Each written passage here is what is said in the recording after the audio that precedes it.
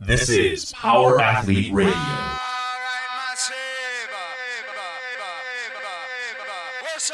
With your hosts, Denny K, Professor Booty, and the Luke Summers.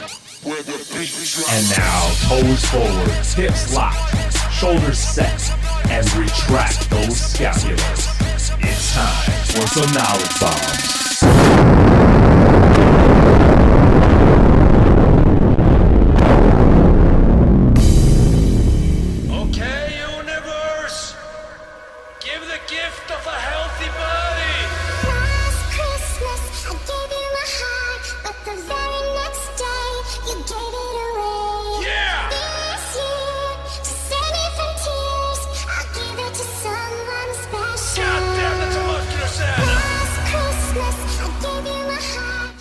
Happy New Year, Power Athlete Nation!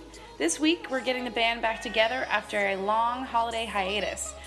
After some discussion of ice luges, pocket sandwiches, and Mario Kart, we dived into the annually anticipated Lessons Learned Talk To Me Johnnie post. Things get a bit philosophical when we talk about the importance of not missing the forest for the trees, and how Arnold knew early on that sometimes haters just gonna hate. Later in the show, Tex reminds us why connecting with your athletes is a crucial component to optimizing your coaching impact.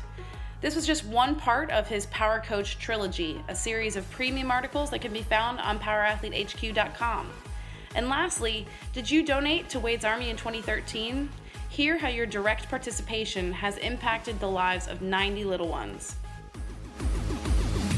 All I want for Christmas is a hot celebrity body! It's officially January, and that means your gym is jammed up with a mess of resis. Simmer down, skip the throat punches, and if you don't know what a resi is, tune in to episode 89. Yo, what's happening, Power Athlete Nation? You got Denny K on the line. I'm sitting here with Luke. What's up? Kelly. Hey! And Tex. Howdy.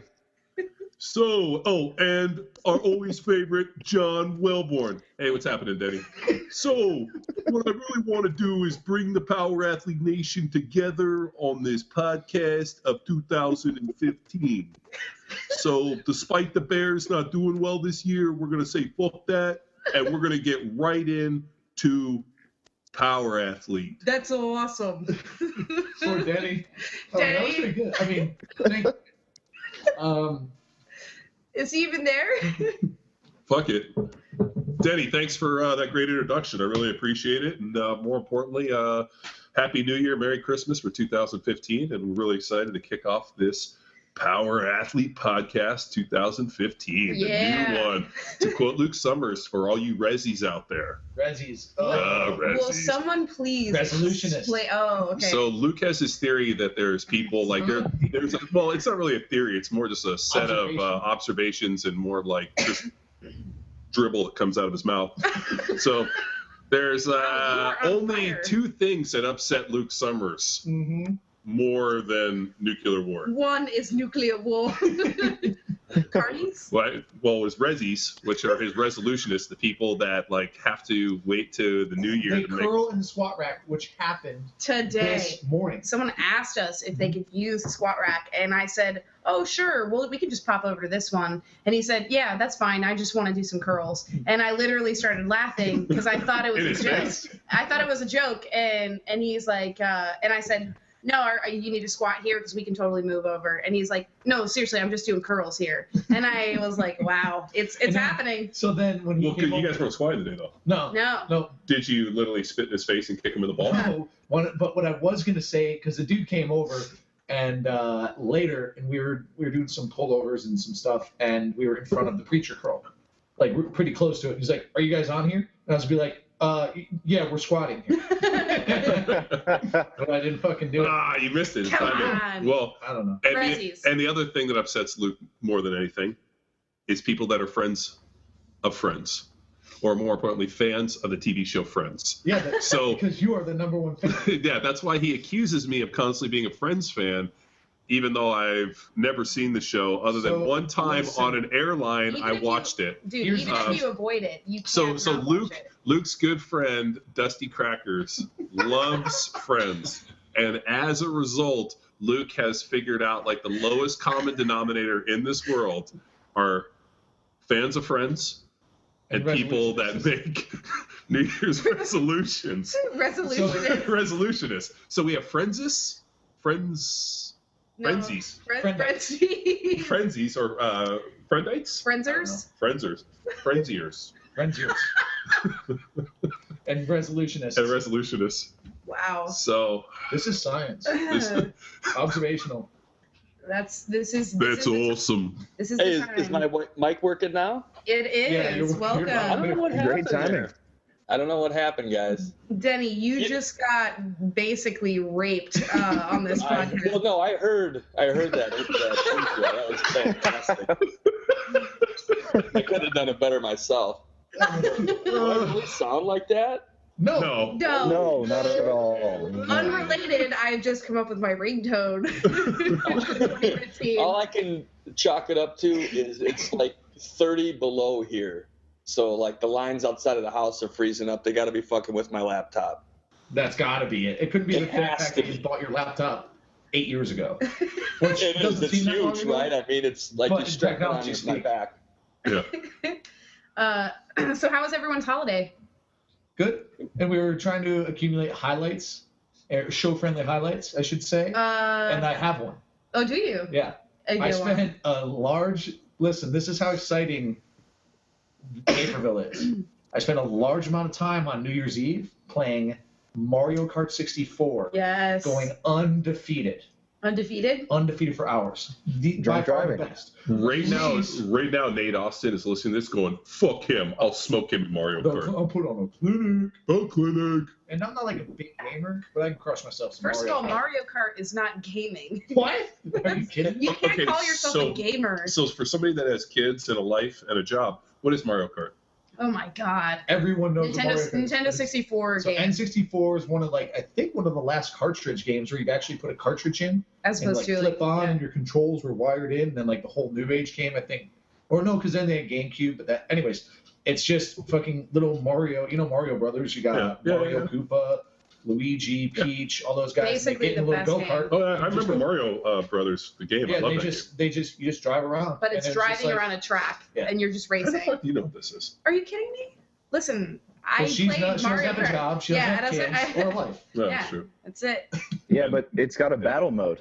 Yeah, what's Secrets going on? out. Hey, come on. Whoa, not a video podcast. Does your mom know you're not wearing makeup out in public? Shh, stop. She doesn't know. She doesn't know. But that was my, I guess, show-friendly highlight. I don't know if anyone can top that. Oh, Well, boy. I can try. Let me see what highlights that You I went to had. Salt Lake. You went to Austin for a little Oh, while. yeah, So- there's no topping that. So we had Christmas at the house, which was pretty hilarious because my one daughter got up really early at like 6:30 in the morning, and I thought she got up to want to open presents, but she got up to want to Do watch cardio. Doc McStuffins. So she like came in, and I was like, "What's going on?" She's like, "I want to watch Doc McStuffins." I'm like, "Okay." So I went and I turned on the TV for her, and she watched easily an hour of Doc McStuffins, like 2 episodes, and just sat there on the couch. And then my other daughter got up and she came out and was so excited that there were presents.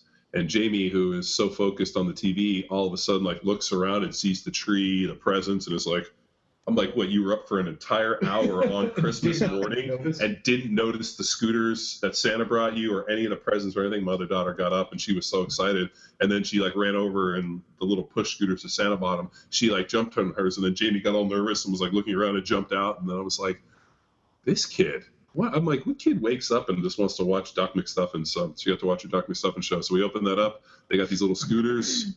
We rode those around, which was pretty nice. And then I cooked, smoked, did 2 prime ribs on the Big Green Egg. The family came over, drank a bunch of eggnog, cleaned up. Roger came, my brothers, everybody had a great time. And then we got up the next morning and flew to Austin, Texas, where we hung out for 5 days.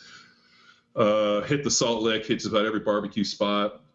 Found this really great place called Torchy's Tacos where I was, you know, like in California, like when you go and get a taco, it's like, you know, like you probably got to eat like 10 of them just because they're not that big. So I go in and I order like 10 torchies, and the guy like gives me this like kind of funny look, and I'm like, why are they spicy? He's like, well, kind of. I'm like, all right.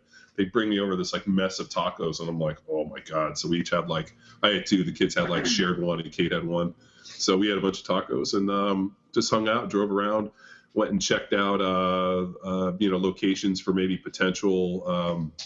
You know, you guys have obviously seen Stone Cold Steve Austin's, you know, what is it, Broken Skull Ranch? Mm-hmm. So now we're looking for Power Athlete Ranch, where we can put up a pole barn and have a pit and stuff. So we've been kind of maybe looking for some places to have an alternate location. So for anybody that, you know, was any preppers or Armageddon people out there, that'll be our rally point. We'll be somewhere in Austin near the river.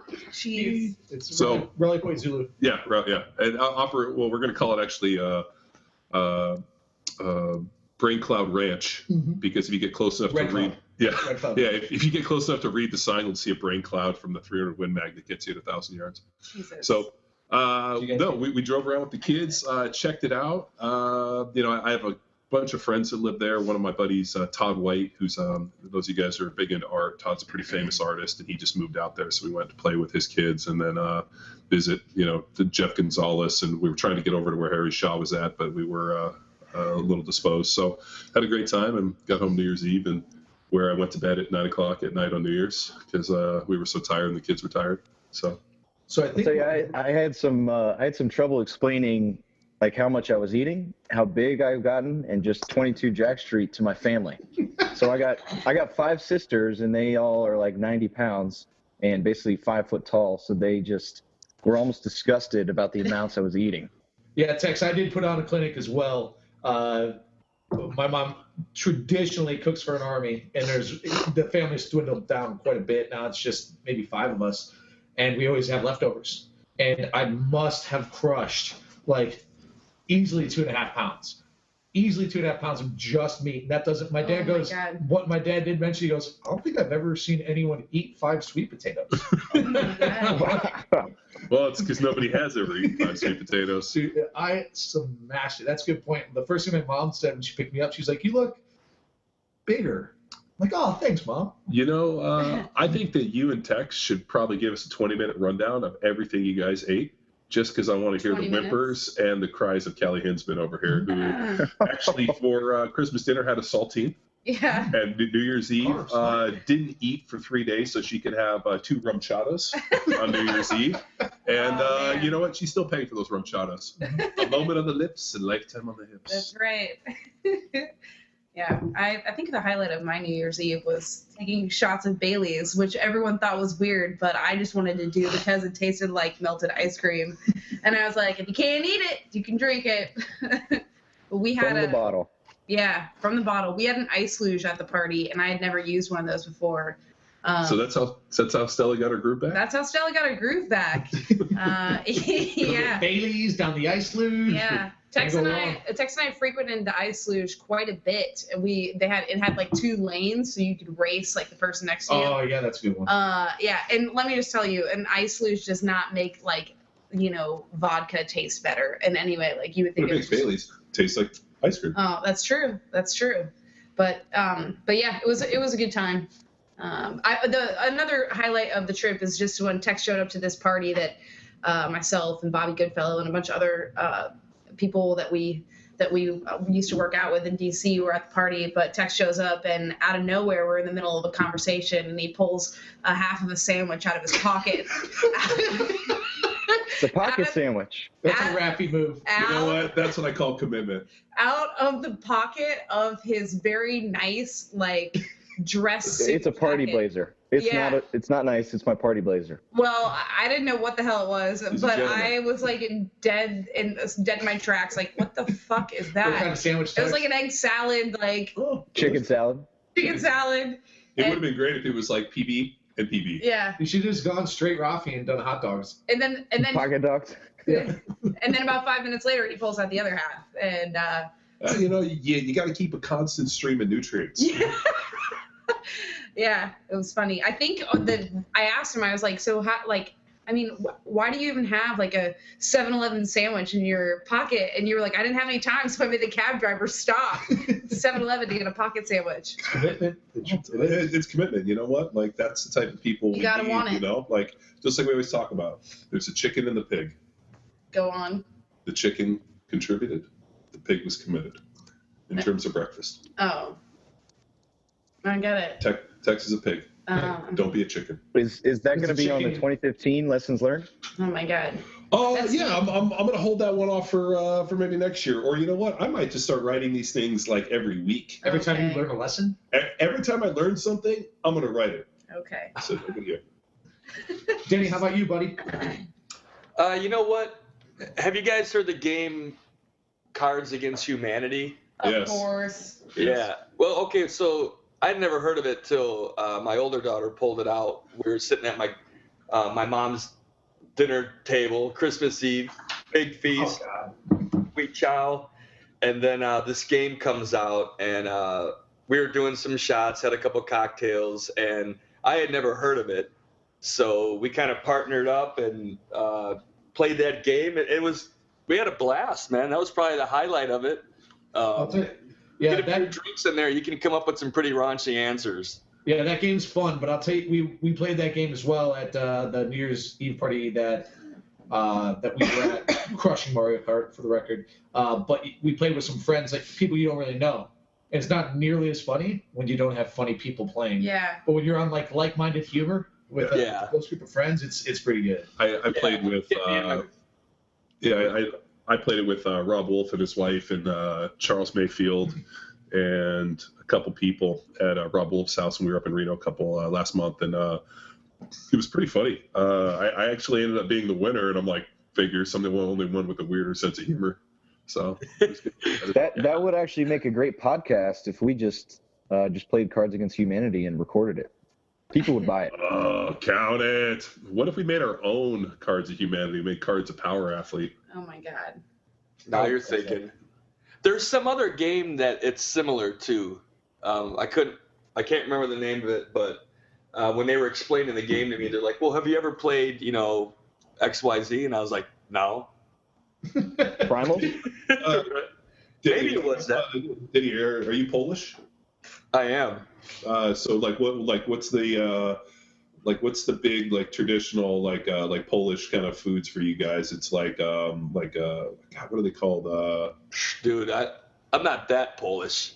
Like I don't have some Polak like pierogies, like some kielbasa. And I used to play with a guy Doug Brzezinski, who obviously is a Pole. With the name like Brzezinski, and I remember he was like pierogies and like all these like different Polish foods. This stuff was always pretty delicious. I love pierogies. I had pierogies for breakfast. You did not. Do you want some, Kelly? You did not. So, I got some in my pocket right now. Well, Pocket pierogies. I just didn't know if you guys did anything like traditional, like when I was on when I was on the East Coast. Having grown up in California and like you kind of lose every ethnicity out here because it just kind of melts into this California deal. But when I lived on the East Coast, the Italian thing was like the Feast of Seven Fishes was like the big thing on New Year's Eve or Christmas Eve. So I got invited to this girl's house, and she invited me over, and her family had done it. It was pretty awesome. So the next year I was alone on Christmas Eve because we had practice the next day because we were flying out to play a game the day after, and so I was just kind of chilling, and so I actually made the Feast of Seven Fishes for me and my pit bull bear, and we had this like epic feast, and I got shrimp, I got lobster, I got all these foods, I cooked it up, and we had this like epic dinner, and it was me and Bear. I fed Bear, and he threw up everywhere the entire night. Yeah. I was like, oh yeah, a little lobster, a little shrimp, he'll be fine. It puked everywhere. Look at you're feeding your dog lobster. Did you have lobster? This I had some pocket lobster. conversation is over. Well, Bear was my best friend. I'll tell you, you know what? And anybody that got to meet Bear would know he'd gladly feed me lobster. I love that much. Sure, he's a great dog. I guess with the closing of the year in mind, Jay Welly, you came up with your lessons learned.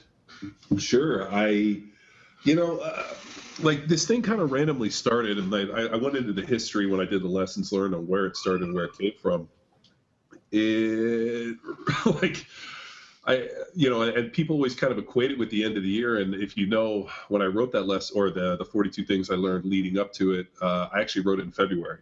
And it was because, we were so packed. I mean, there was just so much going on at the time. I didn't have time, but I remember sitting down and being like, man, I really have to knock out all these questions. And if you go back and read Talk to Me Johnnie, there was a couple times where I just shotgun answered a whole bunch of questions at once.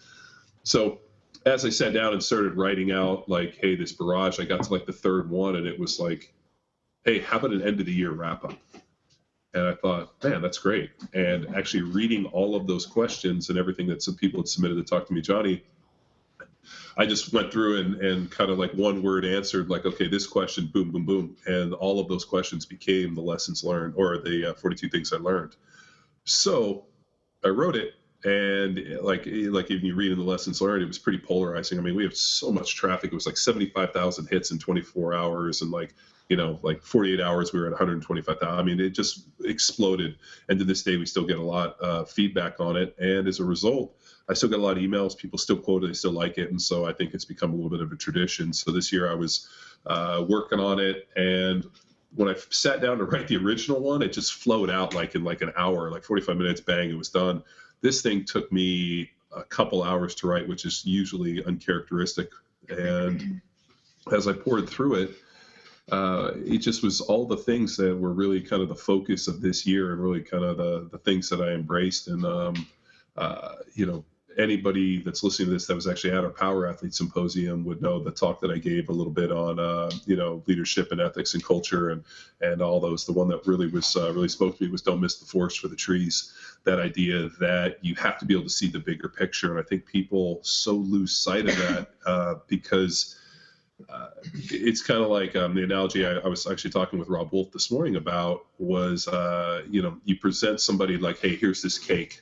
Or let's say it's a brownies or a cake or something else that Callie would really like to be eating right now. And you taste it and it's amazing. And you ask for the recipe, right? And you look at the recipe and you kind of set it all up and you kind of forget that all of these ingredients go in to make something bigger. And it's can you see the cake, or are you just so focused on the recipe and the ingredients? And I can see the cake. Yeah, okay. Callie can see the cake. Oh, beautiful cake. But that idea of and we run into this so much in the strength conditioning and this training program we do for Field Strong and CrossFit football, that people get so stuck in the individual kind of minutia of everything that they never see the bigger picture. That hey, the reason that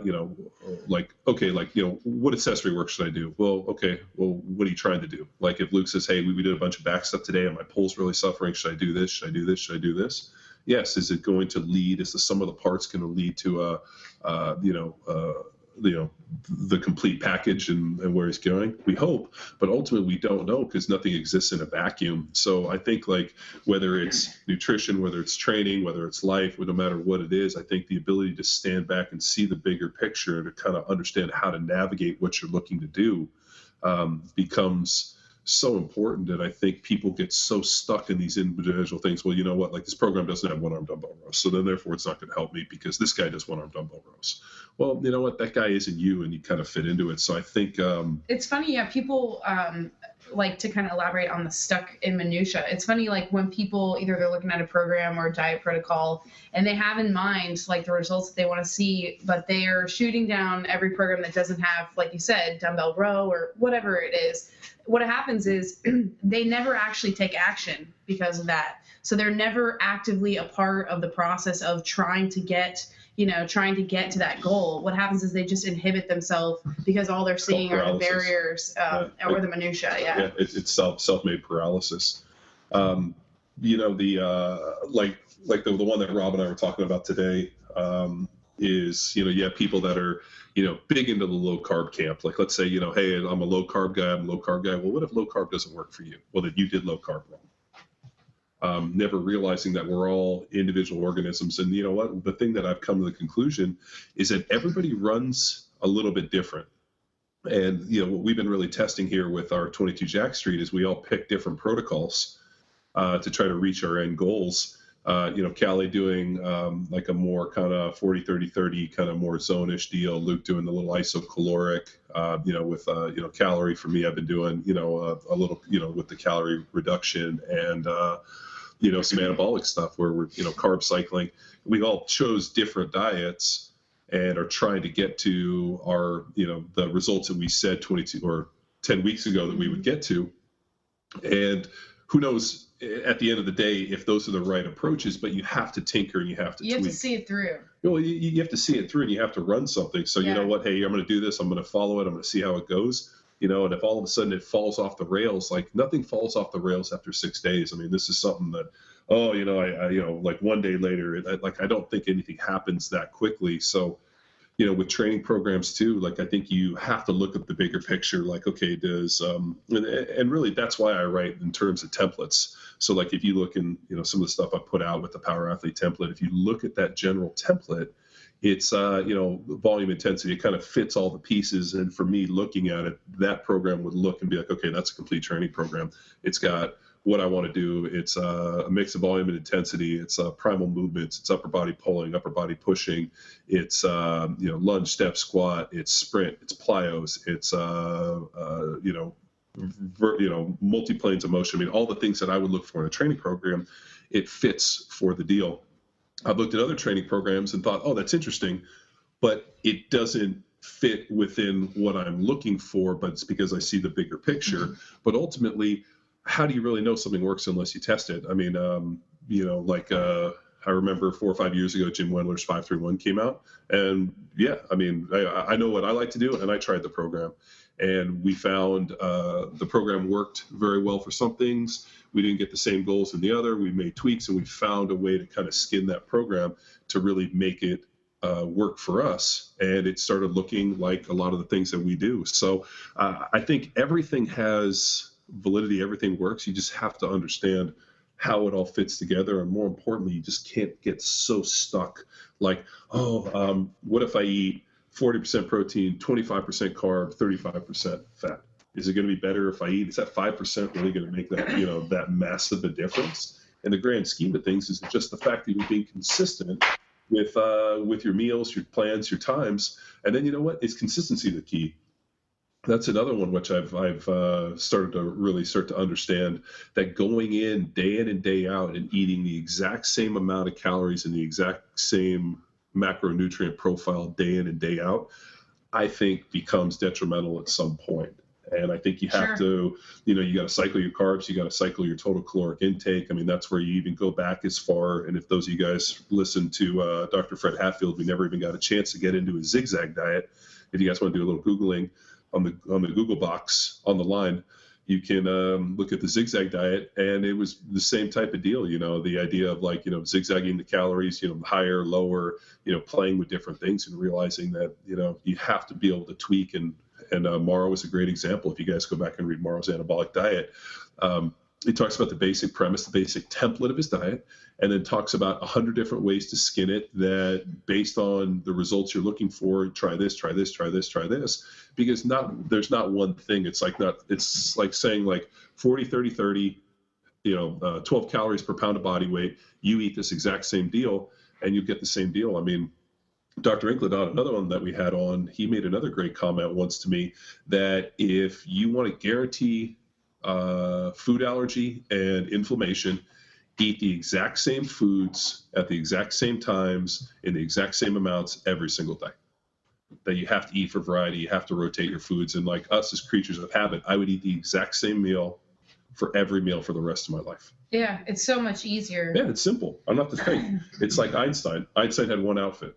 Did you ever notice Mark Zuckerman, same deal? You ever notice he's always in the same deal? Because they just take that equation out. I don't want to have to think about what I wear. Just give me the same clothes. I'll wear them every day. Just give me 10 different outfits. Yeah. So the moral of the story is be the captain on the top of the ship, be able to see where it's going. Just don't be the crew in there, with your face in the, in the engine room, just kind of punching it along. So let's go to this quote. Remember, you earn jealousy, wear it like a badge of honor. What prompted that? So those of you guys know, I've always been a big fan of Arnold Schwarzenegger for more than various reasons. First of all, I always loved Pumping Iron. I love the persona that he created in Pumping Iron. But what I've always respected from people is the ability to pull yourself up by your bootstraps. The person who came here with nothing and made themselves Self-made into man. something. Like Bill Clinton, for all his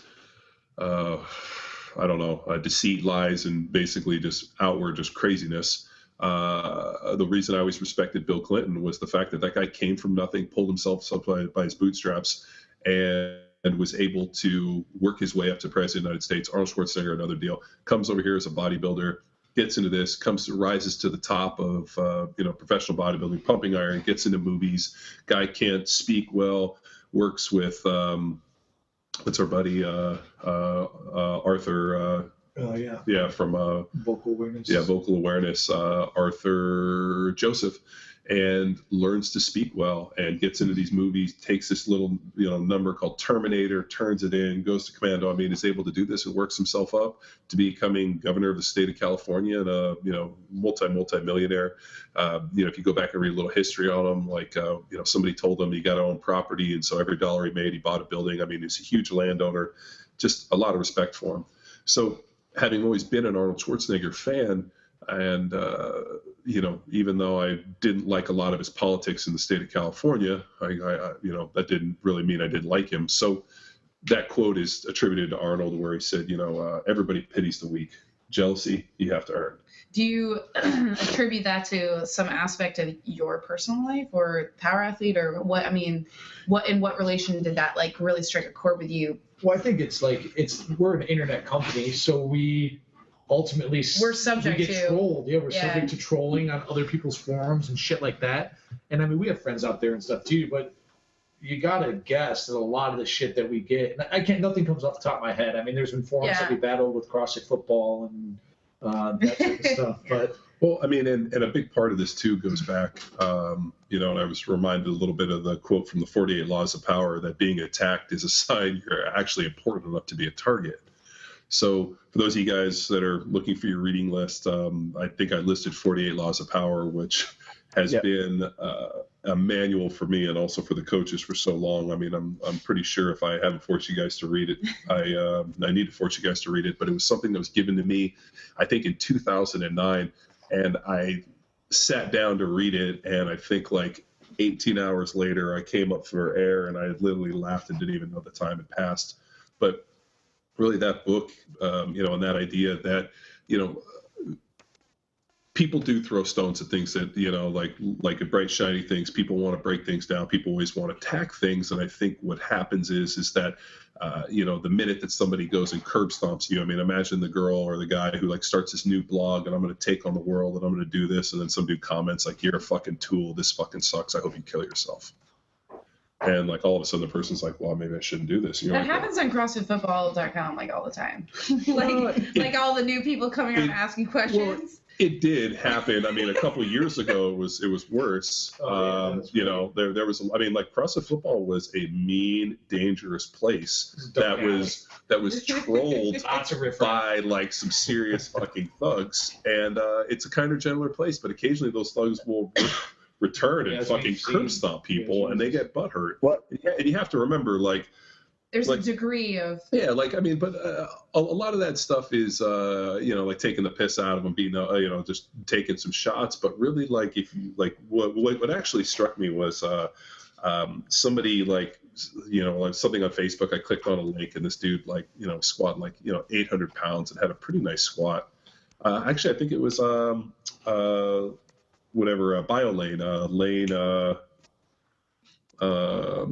Lane Norton. And so Lane Norton's a doctor down in Tampa, Florida. We should hit him up to get him on the podcast. Pretty sharp dude, power lifter, pretty jacked.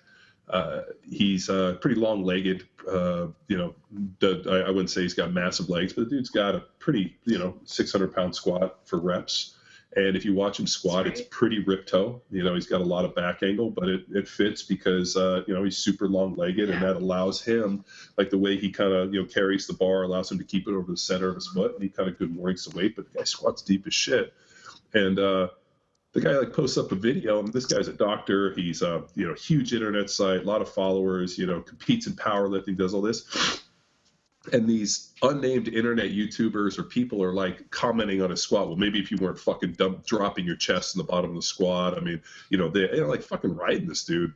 And I'm like, Jesus Christ. Yeah, like this who takes the time out? Well, yeah, like, first of all, who has the time?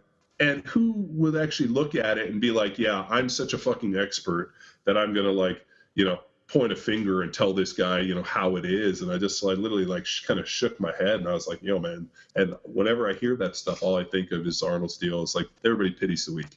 You see some poor guy in there who barely squatting 95 pounds. Everybody's like, oh, you know what? You know, he's doing his best. He's trying this. And you got some other dude who's squatting 600 at body weight at 200 pounds for reps.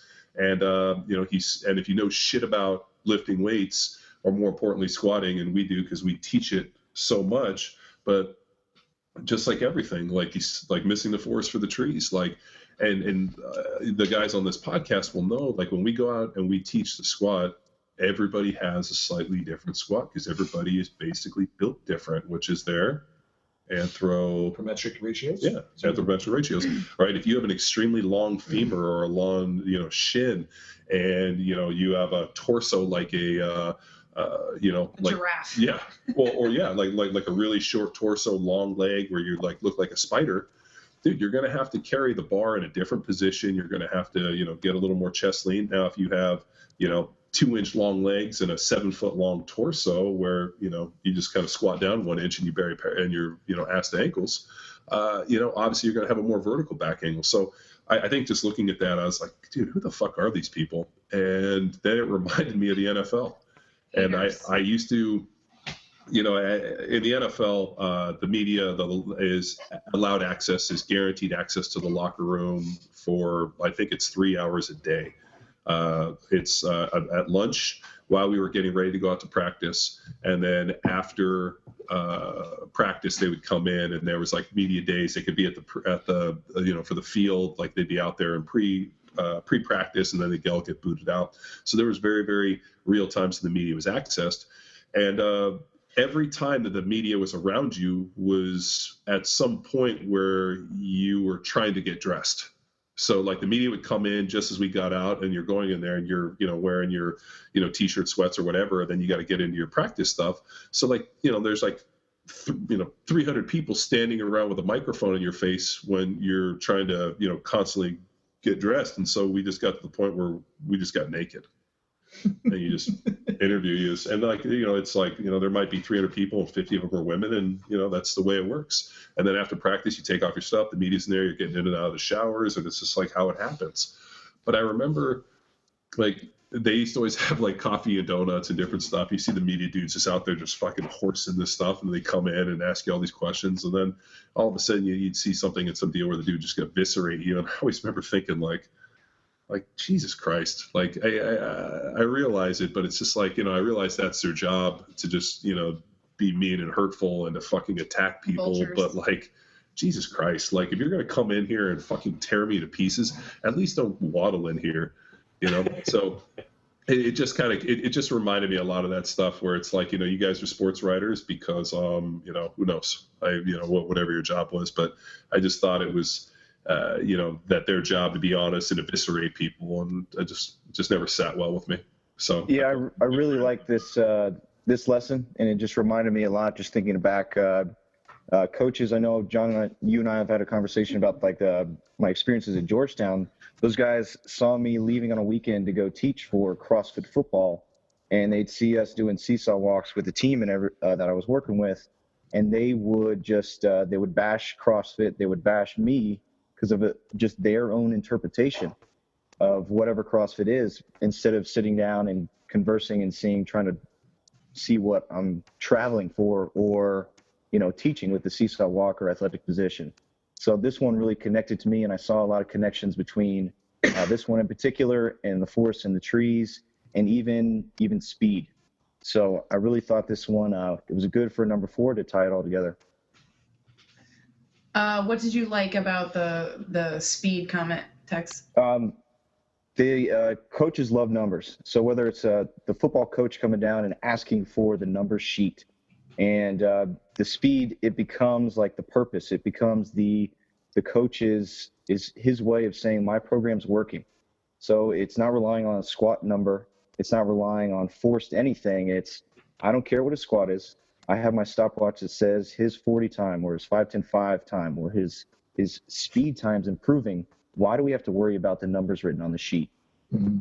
Yeah, so it's kind of like that nice marriage of seeing results through all of the strength training, the power training. If someone needs to see a number to ensure performance, then that's something that you can lean on. Yeah. For defending, the seesaw walks or the just the focus on posture and position versus the raw stuff. Sure. Well, I mean, Tex, you really ran into it with Georgetown, where those guys, were almost guarding their little fiefdom, and they're, almost kind of pretty nervous that anybody with a brain would come in and show that what they were doing was inept. And the thing we've always really realized, especially in the strength and conditioning world, is the people that don't know guard what they don't know like it's it's a fucking treasure. Sure. And it's like to the thing where you always think is like you never stop learning. And here I am at age 37, going on 38, where lessons learned. Like I still am learning things daily. I still talk to my dad, and I'm always like, Dad, you learned anything lately? Like, is there anything new that just blew your mind, or more importantly, you didn't know? And my dad, at age 77, is still like, dude, like this blew my mind. Like I didn't know this, and I changed this. I remember an example was I asked my dad a little bit about overcrowding in the jails, and like those of you guys don't know, my dad has been a practicing attorney in Los Angeles since the early 60s. So my dad graduated high school pretty young, like 15, 16 years old, and then went to college and got his law degree, and has been practicing attorney for over 50 years. And when my dad started practicing law, the jails were pretty they weren't packed up. Like it was kind of an interesting phenomenon.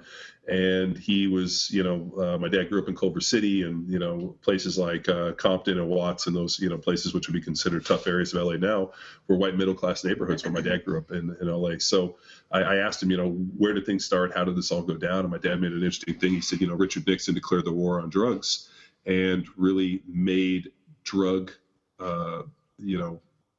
offenses like felonies. And he goes, at that point, things that these things went from being a social problem to being a criminal enterprise and a criminal problem. And he goes, all of a sudden, it was like an explosion. And all of a sudden, he remembers the time period when crack cocaine hit the streets. And I asked him a little bit about it. I was like, Dad, do you remember when cocaine went, it was marijuana, cocaine, and, some heroin and stuff like that? He's like, yeah. He goes, things were interesting. But he goes, I remember the month that crack cocaine became something in LA. He goes, it went from like these little offenses to all of a sudden people getting gunned down in the streets, drug dealers. He goes, it was literally like flipping a switch.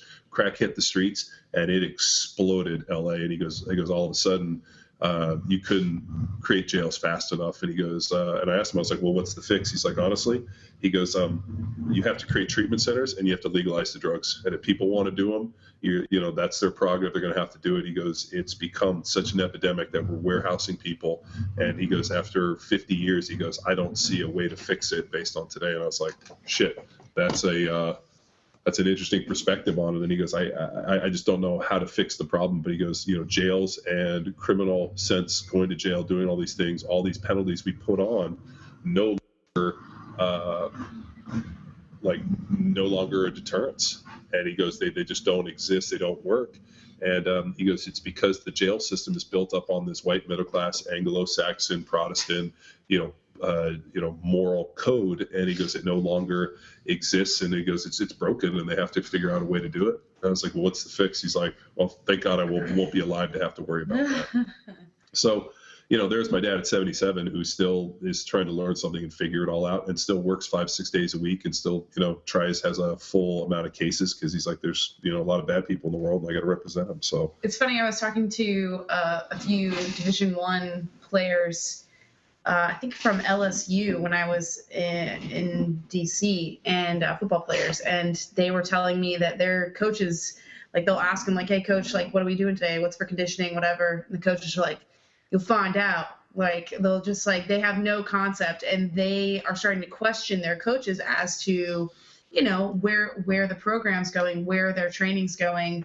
And I guess there are a number of athletes that are sort of like disconcerted by that, because they feel like, there's always such turnover with college coaches, but they feel like maybe, that there's not a system in place, and it's like a free for all. Like, what do we do for conditioning? You'll find out. Well, we'll see. The college coaches have this, or actually, this is football coaches in general. There's this mushroom philosophy, and I've told you guys the mushroom philosophy. Just do shrooms, and then that's how they come up with conditioning. Pretty much. No, the mushroom philosophy, and there was actually a offensive line deal called the Mushroom Society, where you keep people in the dark and feed them shit. That's how you grow mushrooms. So there's this attitude in football that you keep people in the dark and you feed them shit. So that means, like, don't worry about what you're fucking doing today. Yeah. You just show up and do what I tell you. Yeah. And instead of, and like, what is that? That's basically making, we can go back to the first part of this whole deal, miss the forest for the trees. Well, that's forcing people to fucking miss the forest. Yeah. So instead of, coming in, and I remember that's kind of a little bit of what, as a young guy coming into college, that was a little bit about, when we came in, it was like we just came in every day, and there was something written on the board, and that's what we did, or we handed you a program, and it was written. And then I remember Todd Rice came in, and he's like, okay, this is what we're going to do for the next amount of weeks. We're going to do this, and then we're going to do this, and we're going to do this, and this is how the programming lets, and this is what I need you to do, and you're, this sucks. You need to do this, and he helped everybody reach all of these different goals, because he, created accountability by cluing you in on what the fuck is going on. And that empowers people to have buy-in, and it empowers your performance. It empowers your performance. Hashtag. So it's a little bit of, being able to bring people into it. And I think what we do, or I do, or we, however you want to look at it, the royal we, to quote Luke Summers, a big part of the reason I write the narratives the way I do on Field Strong is I want you to know exactly what I want out of this. I'm not going to just write up a thing and say, hey, figure this out yourself. You get narratives. This is what I want you to do. If I say I want you to do 10 reps, I want you to do 10 reps. And because we're going to go up here, if we're going to do this, we're going to do this. If it's compensatory acceleration, I want you to move that bar as fast as possible. I mean, all of these things come into play because, like, that is the way that you not only create accountability, but like clue people in and bring them in and put your arm around them and say, hey, you're on my team. You know what? This is what you're doing. You're just not following this mindless program. Finally. Investment comes from understanding. Yep. It's a perfect segue, Tex. If anybody hasn't read the article, make sure you guys subscribe to Talk To Me Johnnie. The link is all over Power Athlete, but just look for the lazy eye skull and then subscribe to all the posts there. But yeah, let's segue into just like a overview of your third installment of the Power Coach articles, Tex.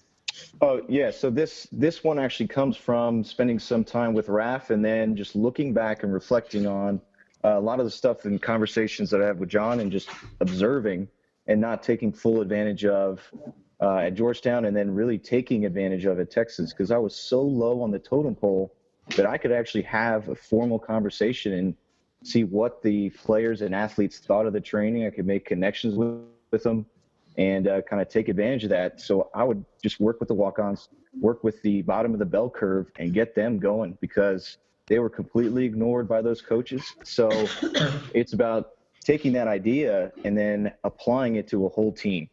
So you're not just relying on your starting quarterback to be a leader, you're instilling leadership into a whole team through tools that you're using in coaching and training. So it's just a way to get your message across the board and invested in, because you have just a connection with these guys. You're still in an authoritative position, but they kind of see you as an almost equal, or just are in a position to listen to you, because you know what they're majoring in, you know what they're studying, they know what they're doing, all this, that. So It's and then a lot of Jedi mind tricks that I was forced into just with RAF. So just a really emotional connection overall article, and how to take that next step as a strength and conditioning coach, because it's not about the program on the piece of paper. Like John writes in the narratives for Field Strong, for a purpose, you feel connection. I mean, when we were out in Germany, we had an athlete who's on Field Strong, and he said, you know what, if I read the narrative, I attack the training, I feel like I don't want to let you down. So hearing that, guy's freaking 5,000 miles away, and he's still emotionally connected to Field Strong, the training and all that. So it was very cool, and definitely was thinking about during the writing. Tex, what would you say to a coach who says that connection is an obsolete piece? Like it's if it happens, great. If it doesn't happen, that's fine. What would you say to that person? They're not optimizing their athlete's performance, so they're not going to be as successful as they could potentially be. I mean, and that's going to be a hard nose.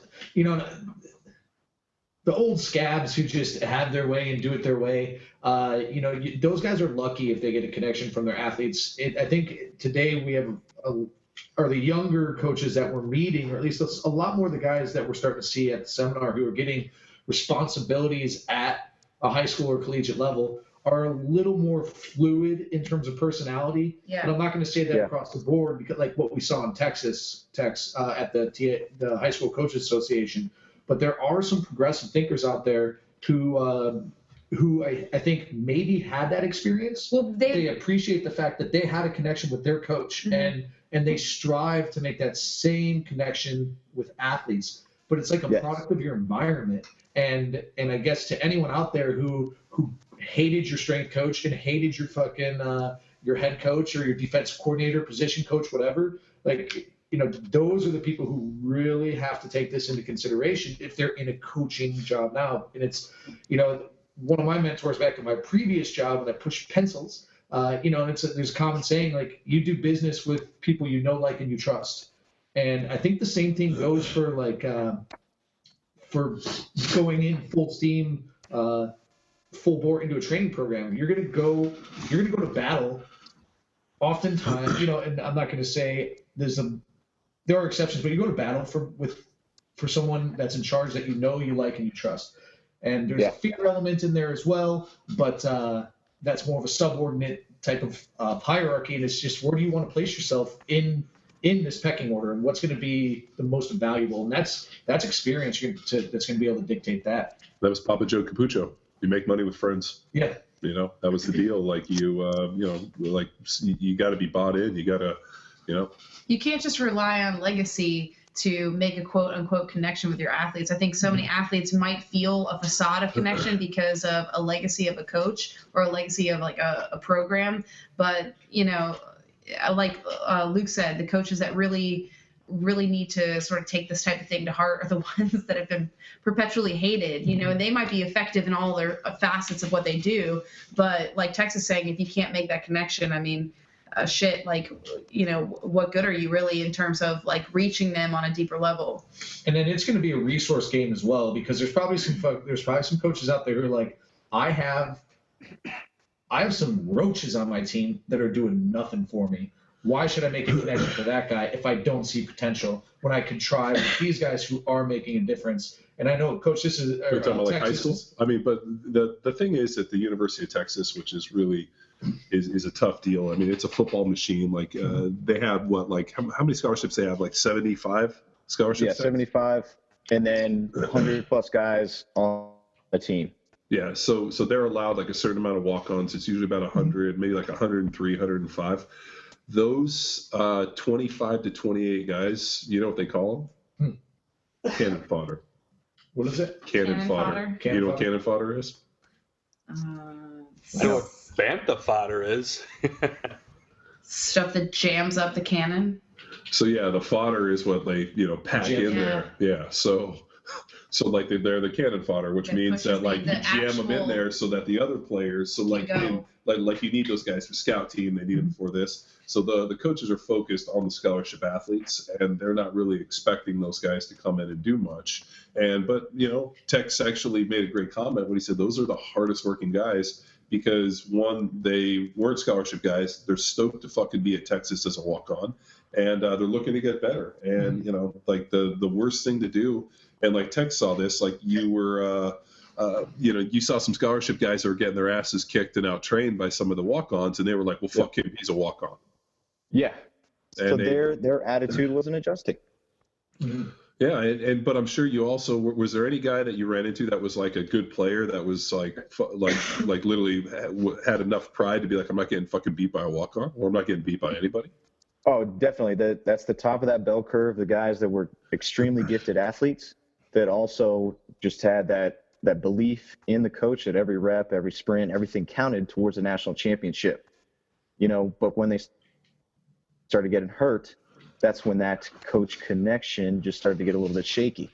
Well, it's just like anything. Like you walk into a CrossFit gym and there's a coach who's hurt a bunch of athletes. I mean, we had this happen at Or our regular gym. Or regular gym, or really any gym. Yeah. But like this happened at my own gym, where we had people come in and based on some programming and some things, there was a rash of fucking injuries, like back injuries, shoulder injuries. Like people were getting fucking like annihilated. And what happens is all of a sudden there's dissension. People are like, fuck, like what's going on around here? And the new people come in and they're like, why is everybody hurt? And like that shit like will poison an environment faster than anything. We were also running that Fight Club though, 2 times a week. Well, yeah, but this is pre you guys. This is like I know it's free us, just in case anyone's wondering. Yeah, this is old school Balboa where Then shit, we came in. Without any scars. Then we came in and we gave. yeah, Everyone, that was our motto. Like I don't want to die without scars. I mean, we were skull and crossbones. I mean, it was a fucking girl workout every day. It was fuck that. It was like it was some brutal shit. But that's that's just how it rolled. And I think that was we've seen an evolution of that mentality where I don't know if you. I mean, I'm sure you can find some spots like that, but you got to go down to like Tijuana to find those type of places. you got to go down like a Revolucion with a bottle of tequila and a fucking fresh tattoo to make that shit happen. Well, if anyone hasn't read the trilogy, Power Coach trilogy that Tex put out, please visit the site and make sure you guys get a read on that because there's some really good. Yeah, I will say one last thing with that is what I missed out on coaching at a CrossFit gym is that ability to read athletes. Because I mean, they only come in, they have real lives, they have things going on, so they only come in 3 times a week when they're feeling it. But when you're forced to work with an athlete 5 to 6 days a week, then you really start to see the ups, the downs, and the emotions that they're feeling day in and day out with the training. So that's one thing that's going to be difficult to practice if you're taking this approach in a CrossFit environment. Sure. And I always think back to from my college days, there were so many other, like football was obviously the reason I was there. I mean, even though they, claimed we were there for school, it wasn't.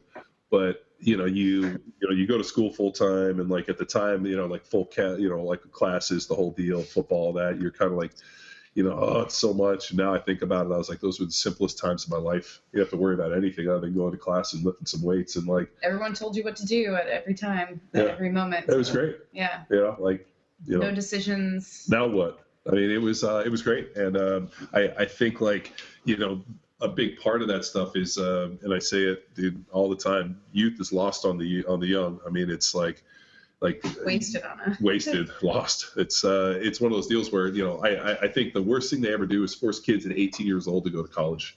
They should like force you to have to go work at Navistar for like 5 years, or some other guy or come work at Power Athlete for 5 years, and then you get to go to college and you'll be like fucking rage. You'd be like, I don't want to go. You'd be like that guy, and everybody that's been to college knows there was always that like older student that came back who was always asking questions. You're like, Jesus Christ, stop asking questions. You need to get the fuck out of here.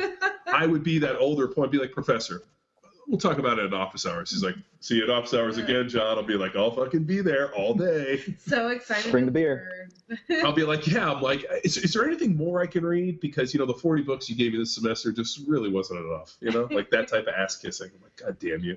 My wife made you brownies.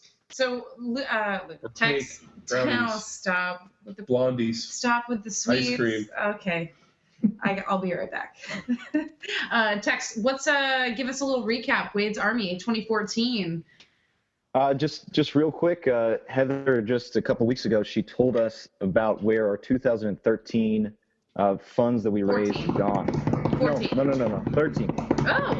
So research takes a while to basically, get the money going, get the green light and everything. So our 2013 funds have been approved, and it was originally supposed to be around 15, but they expanded it to 90 kids that wouldn't otherwise get treatment that are now going into just a phase 1 clinical trial. So they're going to get an opportunity to essentially save their lives that they wouldn't normally have when their parents couldn't afford the treatment. So that's where 2013 went, and just got to pull up to our 14 studies, but it was an amazing year for us. I mean, John, do you have anything to add? Yeah, no, Kate and I were over the moon when we learned that. I mean, you never think that like one person or a small group of highly skilled, intelligent, good-looking, abnormally thick people can make a difference. Oh, thanks, John. Yeah, don't worry. Can make a difference, but I always go back to when Kate said to me, is there something we can do to help, in Wade's memory?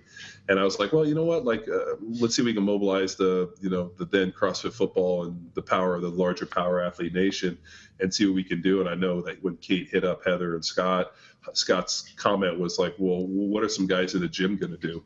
And not realizing who we were and the reach that we had. And I remember Kate's like, this is what he said. I was like, fucking awesome. Let's throw the gauntlet out. Yeah. And you know what? Like, we raised that money, and I think they, Heather and Scott were like, Jesus, we didn't realize that the reach of, our family went as far as it did, and we were able to raise that money and, put some trick designs. And then we actually got rid of this hack designer that we had named Me, and brought in the hair bear to come in and fucking create some amazing designs and really help us create an identity. And Tex has taken an incredible lead. And I couldn't be more proud of where this is going, the success and the mission, and the fact that the money we raised was able to go right to research, and now here we are, being able to help 90 kids get into treatment.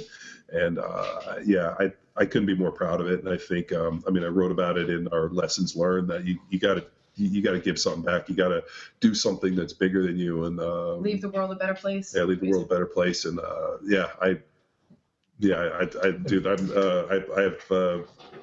can't thank people enough for contributing.